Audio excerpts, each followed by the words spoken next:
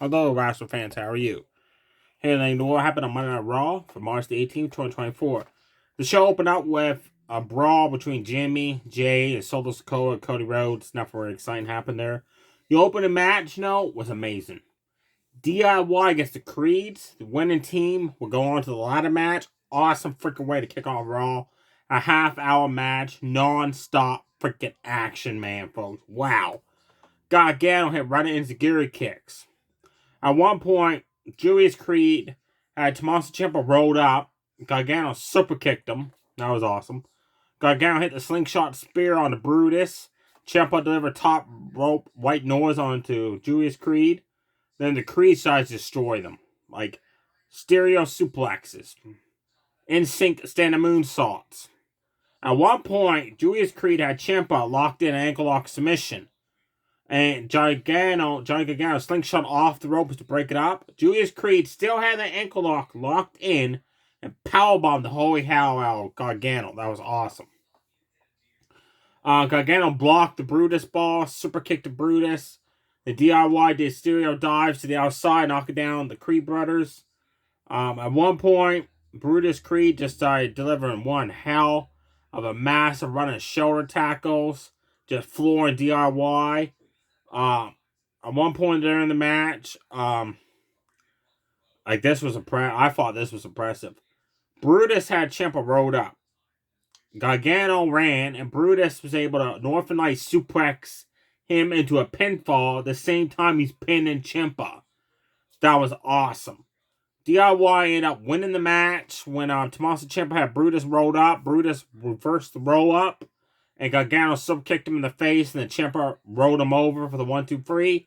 DIY survived. They go into the ladder match. Honestly, either team would have won that. Would have been perfect in the ladder match. R-Truth and The Miz took on Jinder Mahal's guys, Shango and Veer Mahal, and a tag team qualifying ladder match spot.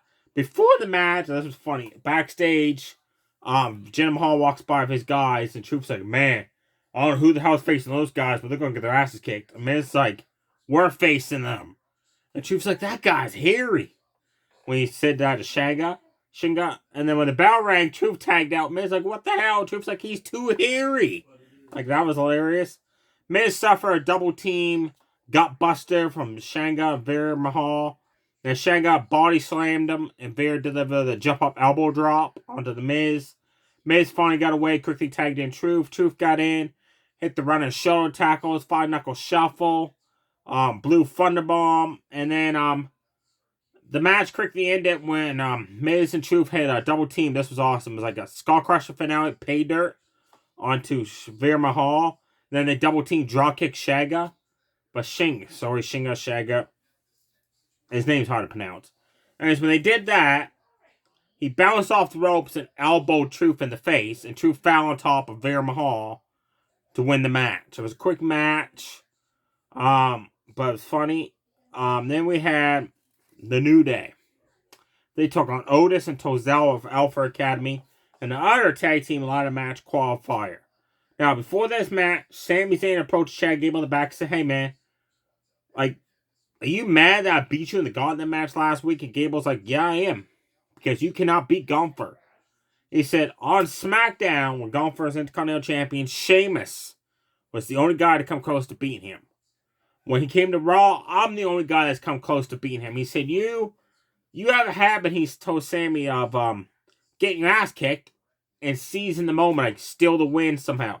Gunther's not going to let you do that. Gunther's going to mop the floor with you. And he walked away. So I think that's going to lead to, this is starting to lead to the heel turn of Chad Gable. They're going to turn him heel again. New Day got destroyed. I'm going to say it right off. Alpha Academy should have won this match. They got screwed over. They just goddamn destroyed New Day. They massacred them. Otis hit running shoulder tackles on them. Tozawa hit kick strikes, forearm shot. Otis caught Kobe coming off the top rope. World's Strongest Slam, the Caterpillar. Tozawa snapped off a Hurricanrana on the opposite corner off the top rope on Xavier Woods. They couldn't hit the Swanton drop. New Day did two moves. Jacoby, Tornado DDT Otis on the outside off the steps. Xavier Woods, Tornado DDT Tozel off the ropes and hit the top rope elbow drop for the 1-2-3. It was a fast match, but like I said, the wrong team won. Alpha Academy sort of won that match. I know it's a ladder match. New Day should be in it. No, they shouldn't. Alpha Academy deserves that win. Deserved it. Let me know below if you agree with me that Alpha Academy got screwed out of that match, or do you actually prefer that the New Day won it? The other tag match. 4 tag matches happened on Raw this week. And 3 of them went by within quickly, like not even 5 minutes. Candice LeRae, Indy Hartwell quickly defeated Katana Chance, Kata Carter. Katana Chance did a backflip over Indy Hartwell, landed on her leg wrong. Candice tagged in, quickly applied a leg submission. And that leg submission looked painful as hell. So no wonder Katana Chance quickly tapped out within seconds. So they turned Candice LeRae heel. This 2 weeks in a row now. She has done something heelish like to win the match right quick. Indy Hartwell's not liking it. So I don't know if they're going to break this tag team up, and then or they're going to try Indy Hartwell to be a heel for the first time in her career. Next up, Judgment Day was backstage talking to Johnny Cianomis. They offered him a spot on Judgment Day. He said, "I'll think about it." They didn't like that when he said, "I'll think about it." Finn Balor said, "Well, just to let you know, Adam Pearce has put me in a match against you next week, so hopefully when I beat you, you won't get upset." Andre Cianomis said, "I was going exactly the same thing to you." So Finn Balor got a little bit pissed off about that. Then Damian Priest told JD Madugo, he said, "You embarrassed us last week at the Gauntlet match. Ricochet beat you just like that." He said, "Dominic's going to take care of Ricochet coming up next." So he said, "Why don't you go be in his corner and he'll show you how it's done." So Dominic Mysterio took on Ricochet. Bell rang. Dominic hit the X Factor. Ricochet hit a bicycle kick. Recoil. 1-2-3, your winner. Ricochet. It was that fast of a match. After the match, he took off before JD Madugo and Dominic could double team him. Next week on Raw, JD Madugo has requested a rematch. 1-on-1 against Ricochet. Technically, it's not a rematch because they wrestled in a Gauntlet match. Not a 1-on-1 match. But they're still going to have a singles match next week. Before getting the main event, Seth Rollins, Cody Rhodes talked. Drew McIntyre talked. Paul Heyman talked. A lot of talking. Gunther, Sammy had a contract signing. That went on for a long time. Raw started off great, then went downhill until the end of the match. Last one standing. Becky Lynch against Nia Jax. Nia Jax delivered a Samoan drop into the ring post. Samoa dropped Becky right into the barricade, and then Samoa dropped her ass on a steel chair. That was a cool sequence right there. Becky fought back, delivered steel chair shots across the back, one to the midsection of Nia Jax. Nia Jax powerbombed Becky on top of a chair. Then she grabbed the chair and sat on it. So Becky couldn't get up. So Becky grabbed a kendo stick, and I mean, like, that was the weakest looking kendo stick shots I ever saw in my life, but it worked. She got up before the count of 10. And then she delivered some nasty kendo stick shots, so she made up for it. She DDT'd Nia Jax off the steel steps. Nia Jax got up at the count of 8. She grabbed a hold of Becky and just powerbombed the holy hell over. Then Bonsai dropped her. Becky got up at the count of 9. Nia Jax got mad, ran. Becky kicked her right in the face. At one point, this was funny. Becky set up a table. Nia Jax knocked it down with a running shoulder tackle and rolled her in the ring. Then she disassembled the table and set it up where she wanted it, and she broke the table.